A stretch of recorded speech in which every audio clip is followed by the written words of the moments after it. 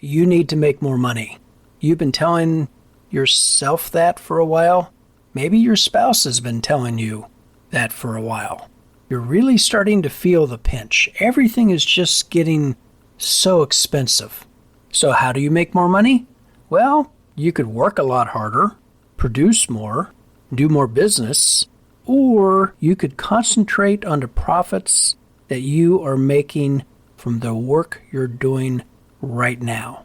And there are 3 areas that you need to take a very close look at and probably make some changes. Hi, my name's Roger Kugler. This is Working at Woodworking Podcast, episode number 39, How to Maximize Profits in Your Woodworking Business. I am here to encourage you, skilled woodworkers out there who may be doing woodworking on the weekends or in the evenings, but you've started to do some work for some other people, maybe building a coffee table, maybe repairing some furniture. This podcast is all about getting you into the business of woodworking and making some money and helping your community members. So to make more money by concentrating on your profits, we're going to take a look at 3 different aspects of the make-sell process. Let's start off with kind of refreshing our memory on exactly what profit is. Profit is what you have left over from a sale after you take out all the expense of the production and materials that went into that sale. In other words, what you have left over. Your income minus your expenses is your profit. And that's what we're going to really concentrate. Of course, you could do more work. If you're doing 20 jobs a month, you could do 25 jobs a month and you'd be making more money, but your profit would probably be staying about the same. I want to concentrate on the profit side of things. What is left over? There was a guy who was bragging that he made $5,000 on this beautiful library build that he did. And when we got talking a little bit more about it, I found out that he sold the job for $5,000. So he didn't actually make $5,000. But in his mind, that's how he was interpreting it. He made $5,000. After more questions, he had about $3,000 in the build. And it took him about 5 weeks to do this. So 5 weeks, 40 hours times 4 divided by... He made about $10 an hour on that library build. Brilliant! He needed to work on profit. So remember, income minus expenses is your profit. Okay, so let's get into this. There are 3 opportunities that we can really affect the profit of a job. The buy, the production, and the sale. When we buy our materials, when we build the product, and when we sell it. That doesn't sound right. No, that should be the sale, the buy, then the production. Because if we don't sell anything, there is no buying materials and there's no making anything. So let's start out with the sale, especially if you're doing custom work. Someone comes to you and they say, I need kitchen cabinets, I need a bookshelves, I need library, I need a desk, a table, credenza, charcuterie board. Wow, how did that become popular all of a sudden? Everything starts with the sale. Maybe you're making products and selling online or at craft shows. Well, you're making the products first, then selling them, but if you didn't think that you could sell them, you wouldn't be making the product. So really the sale is still coming first. So let's kind of change your mindset about that. The sale comes first. Maybe not chronologically, but whenever we're thinking about this, especially when we're thinking about profit, it has to come first. So what do we do on the sales side? Well, I have a suggestion, just kind of like off the top of my head. You need to raise your prices. Boom, I said it. Unless you are selling nothing, 0 sales the last 6 months, unless you have had 100 people tell you Your prices are just way out of line with the market. Or they'll just say, your prices are ridiculous. My bet is you are undercutting yourself on your sale price. Whether that is a jewelry box at a craft show or a custom walk-in closet with dovetailed drawers and mirrors and all kinds of stuff. You're probably underselling yourself. Why do I say that? Because you're the maker. You're not the buyer. And for some reason, makers have this idea that, well, geez, I wouldn't pay that much for it. Well, no, of course you wouldn't pay that much for it because you could make the bloody thing in the first place, so you're not going to pay that much for it. I mean, come on, if we're going to be honest with ourselves, woodworkers are skinflints. I mean, we're cheapskates. We can squeeze a nickel so hard that the buffalo screams. There might be some younger listeners who have no idea what that means. Sorry, kind of geezered out there for a moment. You need proof that you're a skinflint? Go look at your scrap bin. Yeah, you're the person who has cans of paint from the last century. You're wearing sweaters that are older than your grandchildren.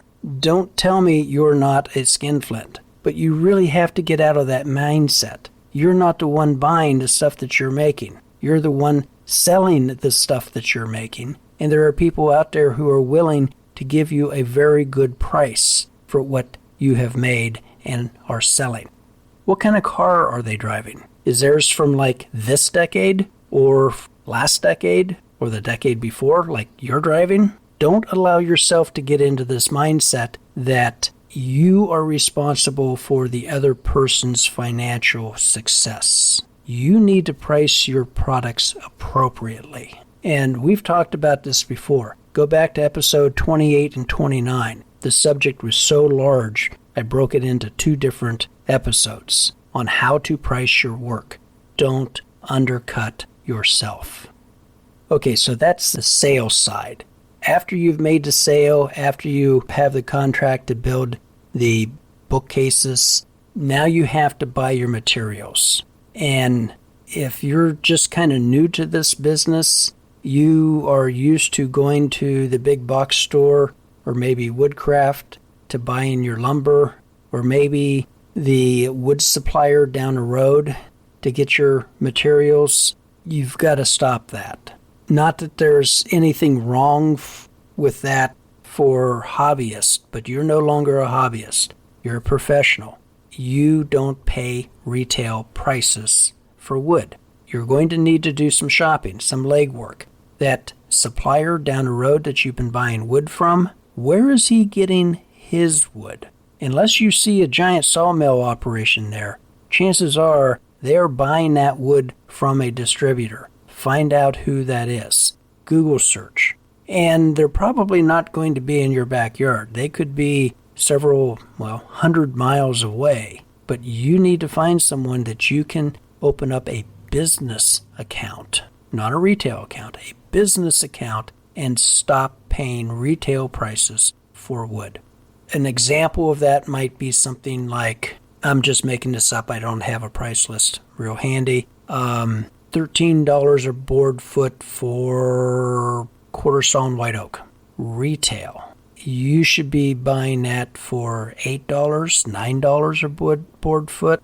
Everyone's a little different. Sometimes they do it on if you are a business versus a hobbyist. There's a price break. If you are buying 1,000 board feet at a time, 2,000 board feet, 3,000, so on and so forth, you get a different price structure. You need to be searching this out and finding a good supplier. Absolutely nothing wrong with Woodcraft or Rockler, but you are paying full retail price at a premium, and you can't afford to be doing that.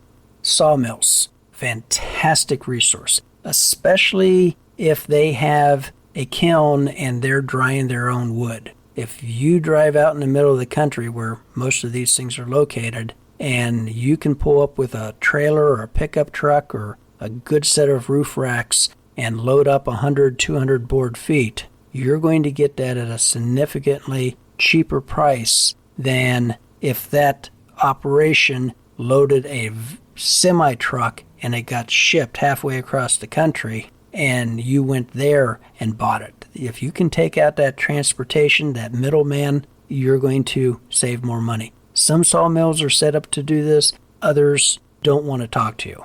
Rural sawyers. People who live out in the country and they have a little bandsaw mill, a wood miser, timber king, something like that. And, well, for some people it's kind of an addiction. They see a tree, they have to saw it up into lumber.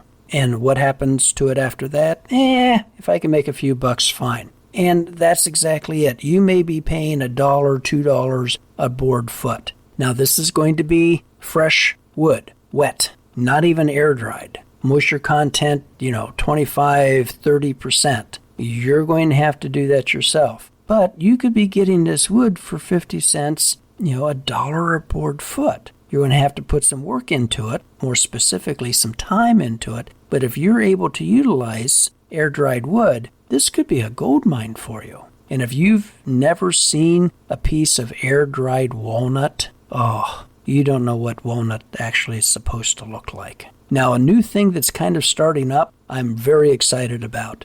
Urban foresters. Every large town, city has tree trimming services. And that's kind of evolved into real professional foresters that are managing the tree resource of a community.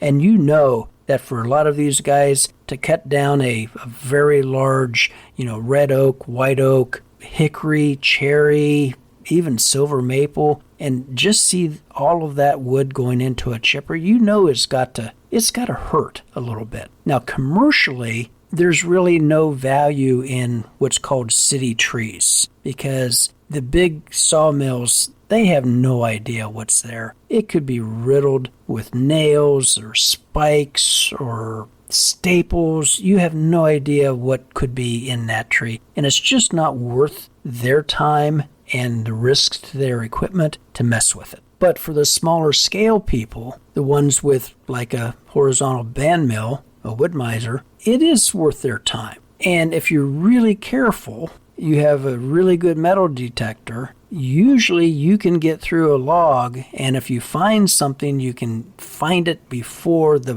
blade does and take care of it. Yeah, it's not super efficient, but you're not also chipping up this beautiful, wood into tiny little chips. I'm fortunate that there's a company nearby that is really starting to get into that, and they are taking nice trees down, whether due to age or disease or development, and they're trying to recycle and save as much of that tree as possible. The wood, the limbs and things like that, they're converting into firewood and splitting it out and storing it and seasoning it and then selling it as firewood, which is, good. But they're also taking the trunk, the saw log, and milling that out. And this one particular company near me has invested in a kiln. So there's some real exciting things that could be coming out of there. Right now they're primarily doing slabs because, like everyone is doing slabs, but I'm hoping that they get to the point where they're starting to do some dimensional lumber. That could be absolutely tremendous. Maybe a sawyer who has no desire to dry any of the wood in a kiln, but you can find a kiln and take it there and have it dried and kind of short-circuiting that process.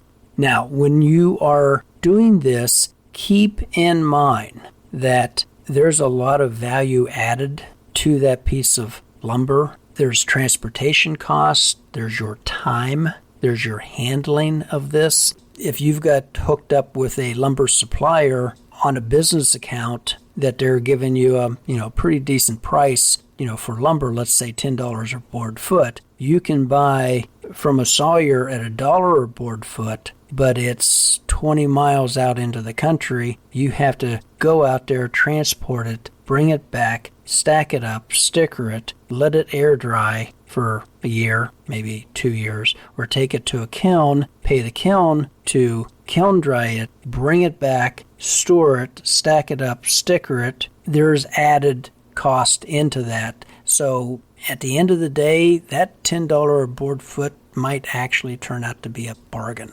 You just have to kind of choose your battles. What do you want to put your time and money into? You know, everyone's situation is different. Maybe it would make sense for you to build a kiln. I've always wanted to build a kiln. I really like the solar kilns. I think they have a lot of things going for them. Do some research. Break out a spreadsheet. See what you can figure out. Auctions, that's another place you can find lumber or not. Use caution at auctions. You might be buying a great big stack of lumber that has more powder post beetles in it than anything else. And usually at auctions, you will find a lot of rescue wood or no-knot wood. So if you're looking for something really specific, you're going to have to get really good at wood identification, which just happens to be a recent episode of Working at Woodworking, so be sure to check that out too. But just sometimes the deals at auctions turn out not to be deals. Be very careful. Woodworking clubs or guilds.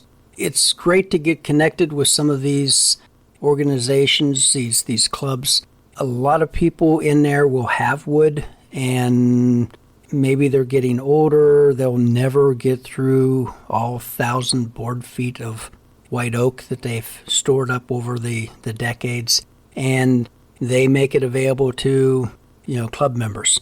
And you can find some very good quality wood that way, usually at a pretty good value. Nobody's really giving the wood away because they know how much it does actually cost, how much it's worth. But it's a good way to come across some bargains sometimes. If you're using a lot of plywood in your work, you're kind of on the short end of the stick there, unless you can make a good deal with a supplier.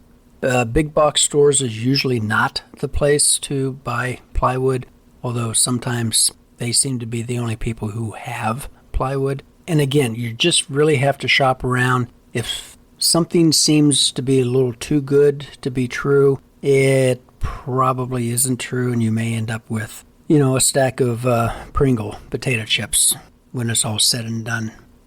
Okay, supplies, sandpaper, things like that. You can't be going to the big box store and buying a package of sandpaper. You just can't do that anymore. That is so incredibly expensive. So if you want to increase your profit, you're going to have to be paying less for your supplies that are going into a particular project.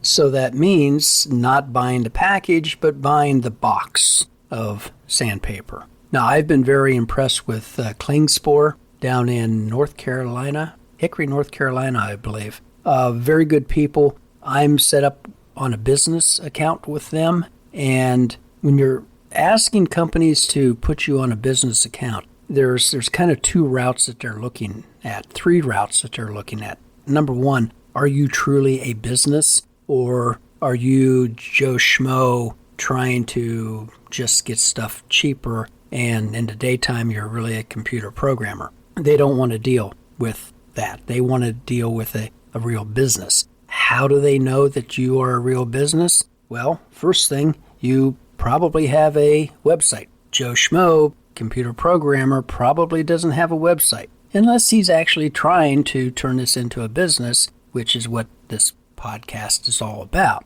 Good for you, Joe Schmo. But they're going to be looking for a website. You might get a phone call, and if you answer, "Hey, what's up?" Yeah, okay, you're not the business that you claim to be, but if you answer it in a professional manner at 1 o'clock in the afternoon, then you probably are a business and not somebody, just trying to, get stuff for a cheaper price. And very often they will ask you for your tax number, your federal tax number, and maybe your state tax exempt certificate. So those are things that businesses have that, Joe Schmo hobbyist is not going to have. And if you don't have those things yet, what are you waiting for? So you can call Klingspor, not an affiliate. I tried. and talk to them, get set up with a business account, and buy products from them. They're not going to sell you like 10 5-inch disc of 120 grit sandpaper. They want you to buy a box, and typically that's 100. And that's how you need to be buying, consumables like sandpaper in quantity because, well, you're a professional business and you're going to be going through a lot of consumable sandpaper, and that just makes sense. Now, Rockler does have a professional division called Rockler Pro. Their prices are a little better than their standard retail, and I think they do like free shipping on some things. I buy some things through them. Very often I end up at a Rockler store, I see something, and if it's a low price, I just buy it from there. I'm paying sales tax, the whole 9 yards. Or I might come home and jump on the Rockler Pro website and buy it from them at a cheaper price, oftentimes free shipping, and I'm not paying sales tax because of the tax-exempt status. And if you're near a Lowe's big box store, they offer a military veteran discount of 10%, which, if I can save 10% on 2x4s and 2x6s, the occasional sheet of plywood, and some consumables like, nitrile gloves or drop cloths or, just any of the, drill bits. Yeah, 10%'s 10%. So if you are a veteran, thank you for your service. And check out Lowe's to get signed up for their military veteran program. And then you need to track down supply houses. These are, like Klingspor. They are businesses that sell to, professionals. I've always been very impressed, and I have patronized Woodworkers Hardware up in Minnesota. They used to have a great big huge catalog that was really beautiful, but those are, that's so 20th century. They have a decent website, a little hard to navigate sometimes. You can always call these guys on a toll-free number and tell them what you're looking for, and boom, they take you right to it. They are incredibly helpful, not an affiliate. But if you're doing kitchen cabinets and you need hinges or drawer slides, they have very, very good pricing. And the more you buy, the cheaper the products. If you need, 20 drawer hinges, you're going to get a better price for that than if you're just buying one or two. And anybody can buy from them. They do it more on volume that you're purchasing rather than, business account, so on and so forth. Also, whenever you are setting up with some of these supply houses, they can either put you into a credit, a net 30 house account, or a pay-as-you-go account. I'm not a big fan of charging things on credit. I used to do that, and I burnt myself incredibly bad. And now, if I need something, I pay for it. It just takes out so much hassle. One of the earlier episodes, we talked about that. So whenever I set up one of these accounts, it's always pay-as-I-go prepay account. And that makes them feel so much better because they don't have to run the credit history and Dun & Bradstreet and all that other stuff. It makes it super simple for them. If that debit or credit card goes through, boom, you've got your order. They're shipping it out. So that leaves the production side of things. We've talked about the sale, the materials, the buy, and now we're going to talk about the production side where you can increase your profits. This probably could be a episode on itself, but I'm going to kind of condense this down into one thing that will really affect your profit. And since we are all one-person shows, we don't have employees, that is time management. Guess who I'm talking about? You. How are you using your time? Let me ask you this question. If you were an employee of you, the employer, would you fire yourself? No, seriously. Are you a good employee? Whenever there's a task to do, you have to stain and clear finish a door. You get out there and you get that done. No fuss, no interruptions, just nose to the grindstone, and this thing looks beautiful. Or does it take you 3 days to get that done? Ask the employee, are you giving your employer a good solid 40 hours a week? Well, the answer is probably no, because we as employees, as entrepreneurs, as small shop owners, kind of suck at being employees. Does it take forever to get anything done? Can you do 10 minutes of work in 10 minutes? This comes down to time management. And I started this business professionally 20 years ago. And I have struggled for 20 years to get better at time management, especially if you are working in a shop that is attached to your home. Because it's just so much more convenient to go ahead and put the dishes in the dishwasher at 10 o'clock in the morning, to get that out of the way so that they're done by the evening, which means that you're not out there applying stain to that 6-panel door so that you can get that delivered on Friday. It just happens. And this is what I mean. You would never allow an employee to go home at 10 o'clock in the morning so that they can load the dishwasher. But you allow yourself to do that. I just might do an entire episode on this because I've read several books and I've come up with, several theories and processes and procedures and plans. I follow virtually none of them, so that perfectly makes me qualified to give advice on time management. I think the quick and dirty summation of time management is reduce distractions or chickens. Oh, look, chicken. Things that just pull you away from the task at hand. And for different people, that's different things. It might be the dishes. It might be the laundry. Oh my gosh, nobody has swept this kitchen floor in ever. While I'm at it, I might as well swab it and put down a coat of wax. Boom, there goes, an hour and a half, 2 hours when you could have been out there applying a top coat to that 6-panel door that you were building. Maybe you fall into the YouTube trap where you're just watching one video after another video after another video. Maybe you're binge watching Norm Abrams on the New Yankee Workshop. Yeah, that's a deep hole that you could get into. Social media. I suck at social media. And so I can't claim that I have fallen into that trap. I don't really understand it. I don't really like it. I don't really do it.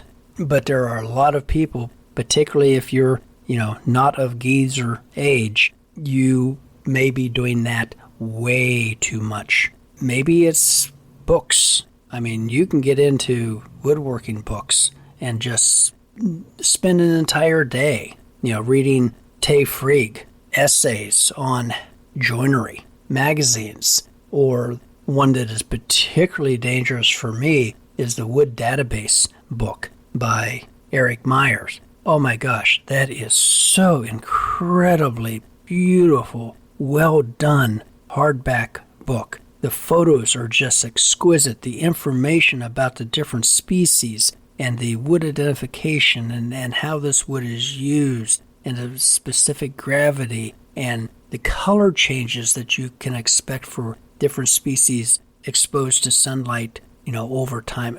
I'll actually put a link in the show notes about that. If you don't have a copy of that, it'll probably screw time management, but, go ahead and get that. You need to have that in your library. Maybe it's the phone. People are just calling you up about your weekend plans, or your mom calls, your dad calls, your children call, your great uncle that you haven't talked to in 30 years calls, and you spend half your time, half your workday on the phone. Maybe it's email. That can be a trap for you. So look for the distractions that are taking time away from your production time. And you're not going to eliminate it, but try to reduce it or try to shove it into a corner of your workday that you deal with it. I know there are some people who they don't answer their phone during the workday. There's some operations that I'm doing where I have a whole bunch of safety gear on and the phone rings. I'm not taking all that stuff off just to answer the phone to figure out that it's a telemarketer, I've just said, no, I'm not going to do that. Leave a message. I will deal with that at the end of the day. So look for those distractions and eliminate them. At the beginning of each day, ask yourself, what is the most urgent thing that needs to be done? Then ask yourself, what is the most important thing that needs to be done? And it's usually those urgent and important tasks that need to be done are the ones that you concentrate on first. I've also used the 3 things a day technique, where I list 3 things that I need to do today. Take packages to post office, order lumber, finish the repair on the rocking chair. If I can get those 3 things done, it's been a good day. Sometimes I don't get them done. And another technique that I learned was that you determine what you're going to do tomorrow at the end of the workday today, so that whenever you get out into the shop first thing in the morning, you're not spending a half hour trying to figure out what you should be doing, but you have recorded maybe on a piece of paper or computer notes, something like that. This is what I need to do tomorrow, first thing. So that's a technique that has helped me. But time management, especially when you're working by yourself and you don't have to manage anyone else's time and nobody is managing your time, it can be a real challenge. So if you want to increase profits, get better at your time management. Now, time management goes right into production. How you are producing things, how you are doing your furniture repairs, how you're building kitchen cabinets, whatever you're doing, that production process. Now, if you go back to episode number 21, we talked about tools for production work, and I gave a lot of tips on how you can increase your output on your production of different things. If this is something that's affecting you, I encourage you to listen to that episode. I think you'll get a lot out of it. And you have to remember to sharpen your tools. Well, yeah, your tools should be sharp, but also you as a tool. Sharpen your skills. Take classes in something. If you want a real challenge, teach something. You may know how to cut dovetails by hand, but until you try to teach somebody else to cut dovetails by hand, you don't really know how to cut dovetails. So that could be a challenge that you could find rewarding. Go to a trade show. Do something. Just get out of the shop, kind of sharpen your skills, get re-energized. That will go a long ways to increasing your production. And finally, overhead. Overhead is all of those things that don't go directly into that set of kitchen cabinets, but are incredibly important. Your insurance, your internet connection, your lighting, your vehicle expenses, all those things that is required to operate your business that nobody will actually see in the kitchen cabinet that you built. But those things can really eat up profit if you're not careful. Do you have subscriptions to things that you haven't used in years? Do you have magazine subscriptions that, oh my gosh, I'm so far behind on reading, XYZ magazine? Well, maybe you need to just drop that subscription. Maybe you have a storage locker someplace that you're storing wood or tools or, well, honestly, junk that you haven't used. Maybe you could, I don't know, buy one of those El Cheapo canopies at the big box store, like I talked about in episode 38. Nothing like a shameless plug. And set this up in your backyard or side yard or something and move that stuff in there and save that. I have no idea how much storage facilities cost. I'm sure they're probably hundreds of dollars a month. But that could be some way that you could be lowering your overhead and therefore increasing your profits. So look at places where money may be leaking out that you could plug those holes. So there's a lot here. I hope you can pull something out. We talked about what profit is and the 3 areas that you can look to increase those profits in the sale of a good or service and buying materials and supplies and the production that you physically go through to produce something. Time is money, and if you can figure out how to save some of that time, or what I really struggle with, how to stay on task to get something done within a reasonable time, that's going to increase your profits. And you can become more efficient by concentrating on the work that needs to be done, eliminating those distractions, and just, well, as they say, get her done. Recommendations for the week? Okay, this is a distraction. I was teaching somebody to hand-cut dovetails. And I kind of wanted a little refresher myself because honestly, I don't do this every day. And went onto YouTube, of course, and looked up Frank Klaus, one of my heroes. He has some, I think, personally, the best videos on how to cut dovetails by hand. He doesn't use a bunch of big, fancy, expensive jigs. He just has a marking gauge and a handsaw and chisel, and he makes dovetails. I put links in the show notes to 2 of his videos that I think you will really enjoy. They are on cutting dovetails, but he also gets into production and how important it is to apply skills, hand tool skills into production work to increase your profits. So I think it's very, very appropriate. Missed jobs for the week, furniture, both furniture construction and furniture repair. The work is out there if you can take it on. So I thank you for listening, and as always, check out the show notes. There's links on there to Skillshare where you can learn all kinds of different skills. I think they have something like 25,000 videos on learning how to do things.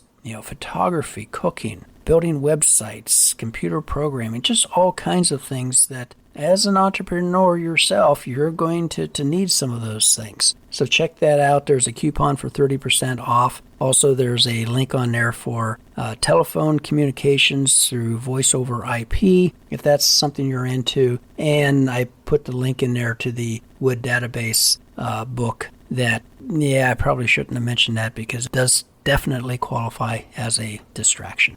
But it's a very useful distraction. You can learn all kind of good stuff. Oh yeah, that's a distraction technique. Anyway, until next week, happy woodworking.